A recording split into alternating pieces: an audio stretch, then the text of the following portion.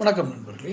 2019 நடந்த அந்த உள்ளாட்சி தேர்தலில் உள்ளாட்சி, ஊராட்சி எல்லாம் தலைவர் பதவிகள் எல்லாம் நிரப்பப்பட்டு, உறுப்பினர் பதவி நிரப்பப்பட்டு வந்தது. அதன் பிறகு 2019 விழுப்புரம், காஞ்சிபுரம், திருநெல்வேலி, வேலூர் ஆகிய மாவட்டங்கள் பிரிக்கப்பட்டு கள்ளக்குறிச்சி, செங்கல்பட்டு, தென்காசி, ராணிப்பேட்டை, திருப்பத்தூர் ஆகிய புதிய மாவட்டங்கள் உருவானது. இந்த புதிய மாவட்டங்கள் உருவானதெல்லாம் அங்கே ஊரக நகர்ப்புற உள்ளாட்சி அமைப்புகளை மறுசீரமைப்பு பண்ணணும். அதை பண்ணியிருந்ததுனால 9 மாவட்டங்கள் தவிர்த்து மீதி 27 மாவட்டங்களுக்கு தான் அந்த 2 கட்டங்களாக உள்ளாட்சி தேர்தல் நடத்தப்பட்டது. இப்போ ஊராட்சி வார்டு உறுப்பினர், ஊராட்சி ஒன்றிய உறுப்பினர், கிராம ஊராட்சி வார்டு உறுப்பினர், கிராம ஊராட்சி மன்ற தலைவர் அப்படின்னு 91,975 பதவியிடங்களுக்கு நடத்தப்பட்ட தேர்தலில் திமுக 50% வெற்றி பெற்றுச்சு.